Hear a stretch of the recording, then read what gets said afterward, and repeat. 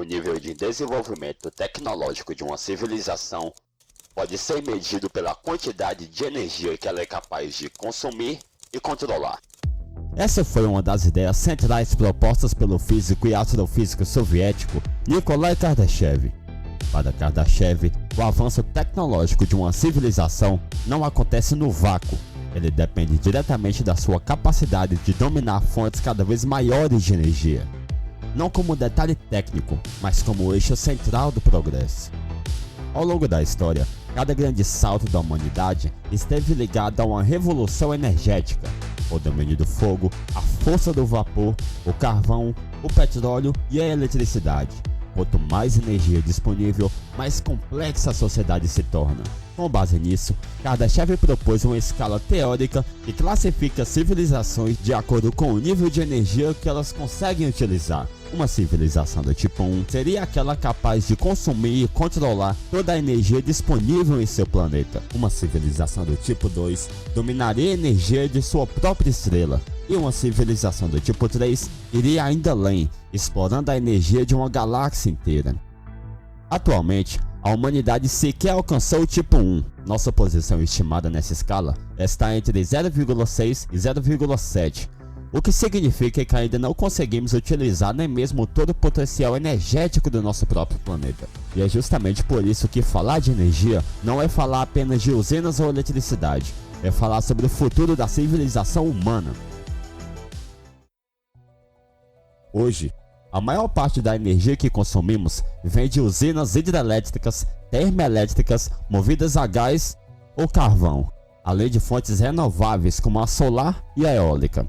Mas existe uma fonte específica que se destaca pela sua eficiência, densidade energética e capacidade de produção em larga escala: a energia nuclear.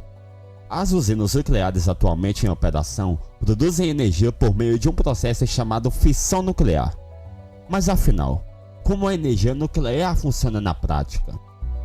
Diferente do que muita gente imagina, uma usina nuclear não é uma bomba prestes a explodir. Na verdade, ela funciona de forma surpreendentemente simples e, ironicamente, muito parecida com outras usinas tradicionais. Toda usina de geração elétrica tem o mesmo objetivo: girar uma turbina, seja com água, vapor, vento ou gases quentes. No fim do processo, o que gera eletricidade é sempre um movimento mecânico. A diferença está apenas na fonte de calor. Nas usinas nucleares atuais, esse calor é produzido por um processo chamado fissão nuclear. A fissão nuclear acontece quando o núcleo de um átomo pesado se quebra em partes menores, liberando uma quantidade gigantesca de energia. Para isso, utiliza-se um combustível específico, ou urânio, mais precisamente o isótopo de urânio 235. Isótopos são variações de um mesmo elemento químico que possuem a mesma quantidade de prótons, mas um número diferente de nêutrons. No caso do urânio, o isótopo mais comum na natureza é o urânio 238, que é relativamente estável. Já o urânio 235 possui 3 nêutrons a menos, o que o torna instável, e é exatamente essa instabilidade que permite a extração de energia. Dentro do reator nuclear, nêutrons são lançados contra os átomos de urânio 235. Quando um desses nêutrons atinge o núcleo, o átomo se torna ainda mais instável e acaba se partindo em 2 fragmentos menores. Nesse processo de quebra, 3 novos nêutrons são liberados, além de uma enorme quantidade de energia na forma de calor. Esses novos nêutrons atingem outros átomos que também se quebram, criando o que chamamos de reação em cadeia controlada. E é importante destacar a palavra controlada. Diferente de uma bomba nuclear, onde a reação acontece de forma instantânea e descontrolada, em uma usina nuclear, essa reação é regulada com extrema precisão por barras de controle, feitas de materiais que absorvem nêutrons. Elas garantem que a reação aconteça no ritmo exato necessário para gerar calor de forma contínua e segura. Esse calor aquece a água dentro do reator, transformando-a em um vapor sob alta pressão. O vapor gira turbinas, as turbinas movimentam geradores e o resultado final é energia elétrica que segue para a rede de distribuição. No fim das contas, uma usina nuclear também está apenas fervendo água. A grande diferença é a eficiência absurda no processo. Em comparação com outros meios de produção energética, para entender o impacto disso, vale comparar a fissão nuclear com outras formas de geração de energia que usamos hoje. Em usinas termoelétricas a carvão, por exemplo, toneladas de combustível precisam ser queimadas continuamente para manter a produção elétrica. Além da emissão de grandes quantidades de dióxido de carbono, esse processo gera resíduos, poluição atmosférica e depende de uma cadeia logística constante. Já as hidrelétricas utilizam a força da água represada para girar turbinas. Apesar de serem consideradas fontes renováveis, elas exigem grandes áreas alagadas, alteram ecossistemas inteiros e dependem diretamente do regime de chuvas. A energia eólica e solar, por sua vez, são limpas e sustentáveis, mas possuem um problema fundamental: intermitência. O vento não sopra o tempo todo e o sol não brilha à noite. Isso significa que essas fontes precisam sempre de sistemas de apoio ou armazenamento para garantir estabilidade na rede elétrica. A energia nuclear foge desse padrão. Com uma quantidade extremamente pequena de combustível, é possível produzir energia de forma contínua, estável e previsível por anos. Para se ter uma ideia da escala, 1 kg de urânio 235 pode liberar cerca de 3 milhões de vezes mais energia do que 1 kg de carvão. Isso significa menos combustível, menos transportes, menos resíduos e uma densidade energética que nenhuma outra fonte conhecida consegue igualar atualmente. Além disso, as usinas nucleares não emitem dióxido de carbono durante a operação. Aquela fumaça branca que vemos saindo das torres de resfriamento não é poluição, é apenas vapor de água. Sob o ponto de vista energético, a fissão nuclear reúne 3 características raras: alta eficiência, produção contínua e baixo impacto ambiental direto. Ainda assim, apesar de todas essas vantagens técnicas, a energia nuclear enfrenta uma resistência enorme ao redor do mundo. E essa resistência não nasce da física, ela nasce da história, da política e do medo. Se a energia nuclear é limpa, eficiente, estável e extremamente poderosa, por que ainda ela causa tanto medo? A resposta não está na física, está na história. Desde o início da era nuclear, a tecnologia do átomo foi apresentada ao mundo não como uma fonte de energia, mas como uma arma. As explosões de Hiroshima e Nagasaki marcaram profundamente o imaginário coletivo, associando o termo nuclear à destruição, morte e radiação descontrolada. E essa associação nunca desapareceu. Durante a Guerra Fria, o mundo viveu sob a ameaça constante de um conflito nuclear global. Good evening, my fellow citizens. This government, as promised, has maintained the closest surveillance of the Soviet military buildup on the island of Cuba. Within the past week, unmistakable evidence has established the fact that a series of offensive missile sites is now in preparation on that imprisoned island. The purpose of these bases can be none other than to provide a nuclear strike capability against the Western Hemisphere. Usinas, reatores e pesquisas científicas passaram a ser vistos com desconfiança, como se fossem extensões diretas do armamento nuclear, mesmo quando suas funções eram completamente diferentes. Essa herança psicológica criou um medo que atravessou gerações. Esse medo foi reforçado por alguns acidentes específicos, que ganharam proporções gigantescas na mídia e na memória popular. O acidente de Chernobyl aconteceu em um reator soviético com falhas graves de projeto, operação sob uma cadeia de decisões humanas equivocadas e sem sistemas de contenção adequados. Um evento é resultado de tecnologia ultrapassadas, erros humanos graves e ocultação de informações e um modelo político que priorizava imagens sobre segurança. Chernobyl não representa o padrão da energia nuclear, representa o que acontece quando ela é mal gerida. Já no caso de Fukushima, no Japão, o acidente foi causado por um terremoto seguido de um tsunami de proporções históricas. Mesmo assim, é importante destacar: o reator desligou automaticamente, não houve explosão nuclear e não houve mortes diretas por radiação. O desastre foi, acima de tudo, uma crise de engenharia e planejamento. Não foi uma falha do conceito da fissão nuclear em si. Ainda assim, o impacto psicológico foi enorme. Aqui existe um ponto crucial que raramente aparece no debate público. Quando acidentes nucleares acontecem, eles se tornam eventos globais. Mas acidentes em outras formas de geração de energia são tratados apenas como estatísticas. Mineração de carvão mata milhares de pessoas todo ano. Poluição do ar causada por combustíveis fósseis reduz a expectativa de vida de milhões. Rompimento de barragens hidrelétricas já causaram tragédias humanas imensas. Mesmo assim, essas fontes são raramente questionadas em sua legitimidade. Quando analisamos mortes por quantidade de energia gerada, a energia nuclear está entre as mais seguras da história. Mas o medo não responde a números, ele responde a imagens, símbolos e narrativas. É nesse ponto que a energia nuclear deixa de ser apenas um tema científico e se torna um tema político e geopolítico. Adotar a energia nuclear significa planejamento de longo prazo, investimento pesado em infraestrutura, domínio tecnológico e autonomia energética. Nem todos os países estão dispostos ou autorizados a fazer isso. Algumas nações evitam usinas nucleares não por falta de segurança, mas por pressões internacionais, acordos de não proliferação, dependência de combustíveis fósseis e interesses econômicos consolidados. A decisão de não investir em energia nuclear muitas vezes não é técnica, é estratégica. Quando falamos de energia nuclear, não estamos apenas falando de física ou engenharia, estamos falando de poder. Controlar grandes quantidades de energia sempre significou controlar o destino de nações, e nesse sentido, a energia nuclear ocupa uma posição única no tabuleiro geopolítico global. Diferente de fontes como carvão ou petróleo ou gás natural, a energia nuclear exige um nível elevado de domínio tecnológico, industrial e científico. Ela não depende apenas de recursos naturais, mas de conhecimento acumulado ao longo de décadas. Isso cria uma barreira clara entre países que dominam o ciclo nuclear e países que dependem de tecnologia externa.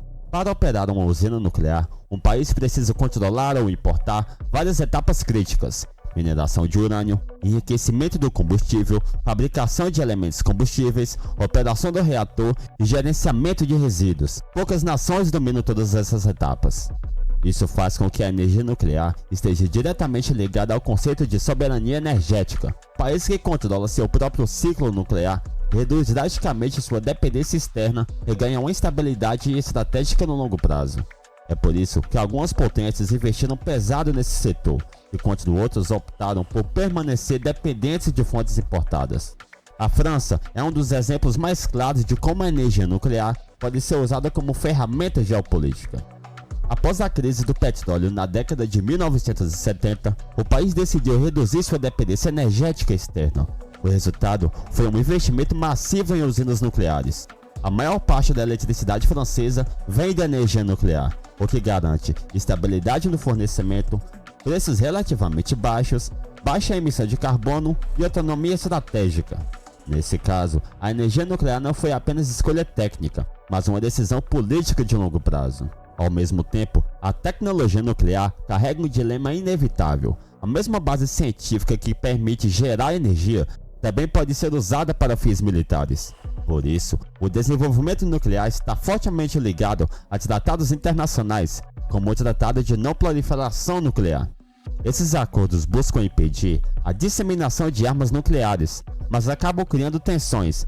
Quem pode desenvolver tecnologia nuclear avançada, quem deve ser fiscalizado, quem pode enriquecer urânio e em quais condições. Em muitos casos, a restrição não é tecnológica, mas política. Enquanto alguns países dominam o ciclo nuclear, outros permanecem fortemente dependentes de combustíveis fósseis importados. E essa dependência cria vulnerabilidades, instabilidade de preços, pressão diplomática, conflitos geopolíticos e crises energéticas recorrentes. A energia nuclear, por outro lado, oferece previsibilidade e planejamento de décadas, algo raro no cenário energético global. Por isso, a decisão de investir ou não em energia nuclear influencia diretamente política externa, segurança nacional, desenvolvimento industrial e posição geopolítica de um país. No fim das contas, o debate sobre energia nuclear raramente é apenas sobre segurança ou custo. Ele envolve medo histórico, interesses econômicos, disputas de poder e decisões estratégicas que mudam o futuro de nações inteiras. A tecnologia existe, o conhecimento também. O que falta muitas vezes não é capacidade científica, é vontade política. Se a fissão nuclear já representa um salto gigantesco na forma como a humanidade produz energia, a fusão nuclear aponta para algo ainda mais profundo, o ponto em que a energia deixa de ser um fator limitante para o desenvolvimento de uma civilização.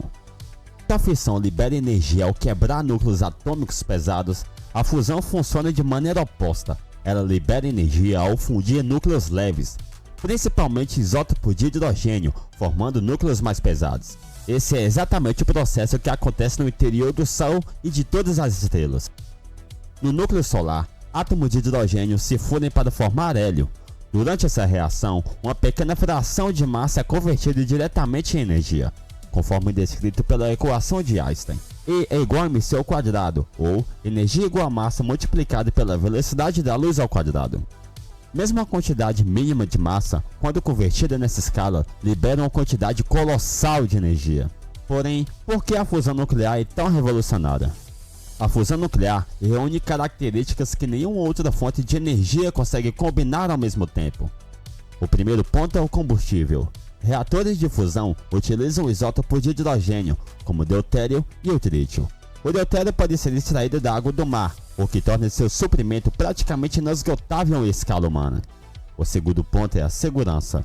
Diferente da fissão, a fusão não sustenta reações em cadeia espontâneas. Para que a fusão aconteça, é necessário manter condições extremas específicas de temperatura e confinamento. Se essas condições falharem, a reação simplesmente para. Não há risco de explosões nucleares ou de acidentes catastróficos como os associados a reatores de fissão. O terceiro ponto são os resíduos. A fusão não gera resíduos radioativos de longa duração. O lixo nuclear produzido é muito menor e decai em períodos significativamente curtos, reduzindo um dos principais dilemas da energia nuclear atual. E por fim, a escala energética. A fusão libera ainda mais energia por unidade de massa do que a fissão, colocando a humanidade em um patamar energético completamente novo. Porém, há um grande desafio tecnológico. Se a fusão nuclear é tão promissora, por que ainda não utilizamos comercialmente? O desafio está em criar na Terra condições semelhantes às do interior de uma estrela. Para que os núcleos de hidrogênio se fundam, é necessário vencer a repulsão elétrica natural entre eles, o que exige temperaturas da ordem de dezenas de milhões de graus. Nessas condições extremas, a matéria entra em um estado conhecido como plasma. O grande desafio da engenharia moderna não é apenas atingir essas temperaturas, mas confinar esse plasma sem que ele entre em contato com qualquer superfície física.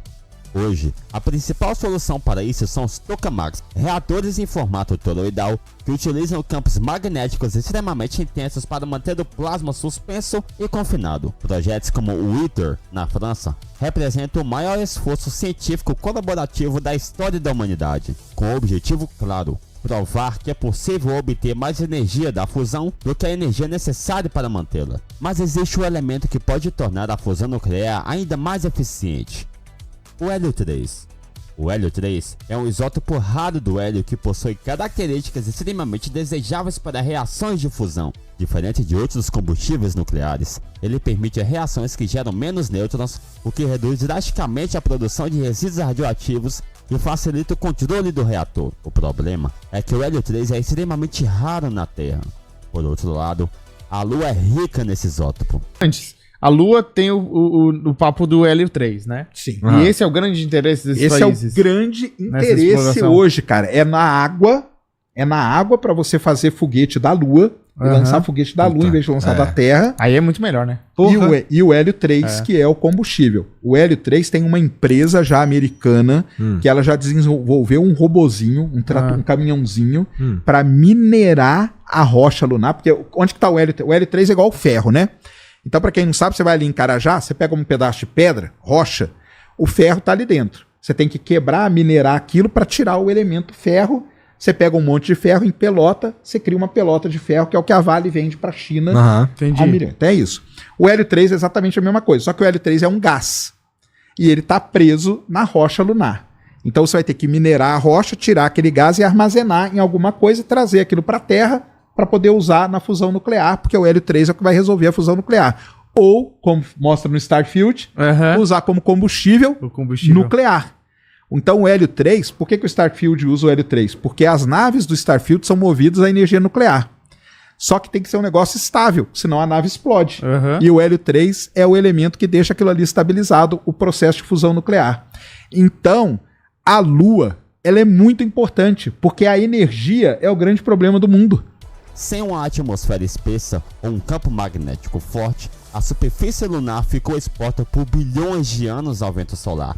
Um fluxo constante de partículas emitidas pelo Sol incluindo o hélio 3, esse material acabou se acumulando no rególito lunar, a camada superficial do solo da Lua. Estima-se que a Lua possa conter quantidades significativas de hélio 3, suficientes para abastecer futuras gerações de reatores de fusão. Essa possibilidade transformou a Lua em um alvo estratégico da nova corrida espacial do século XXI. Tanto os Estados Unidos quanto a China intensificaram suas missões lunares não apenas por razões científicas, mas também por interesses energéticos e estratégicos. Missões robóticas, coleta de amostras e planos de bases lunares permanentes indicam que a exploração do satélite natural da Terra deixou de ser simbólica, ela se tornou econômica, energética e geopolítica. Diferente da corrida espacial do século XX, marcada por disputas ideológicas, uma nova corrida lunar é impulsionada por algo ainda mais fundamental: o controle da energia do futuro.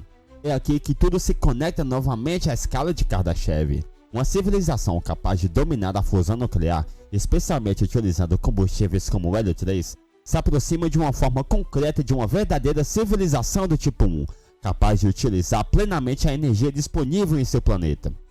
Com energia abundante, limpa e praticamente ilimitada, barreiras históricas deixam de existir. Dessalinização em larga escala, produção industrial sem emissões, crescimento tecnológico sustentado e exploração espacial contínua. Nesse ponto, a energia deixa de ser o gargalo do progresso humano. A história da humanidade sempre foi definida pela energia que conseguimos dominar. Do fogo às máquinas de vapor, do petróleo ao átomo, cada salto energético redefiniu o que significa ser humano.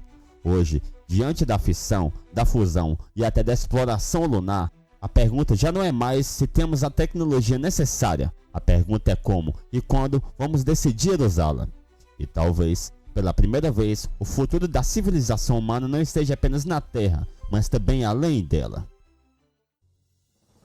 Ao longo de toda a história humana, o que realmente separou o avanço da estagnação nunca foi a inteligência e nem a criatividade, foi a energia. Cada salto civilizacional aconteceu quando aprendemos a dominar uma nova fonte energética, o fogo, o vapor e a eletricidade, e cada uma dessas conquistas redefiniu não apenas a tecnologia, mas a forma como vivemos, produzimos, lutamos e sonhamos. Hoje, a energia nuclear ocupa um lugar estranho na memória coletiva. Ela é vista mais como uma ameaça do que como oportunidade, mais como um trauma do que como ferramenta. Mas a verdade é simples e desconfortável.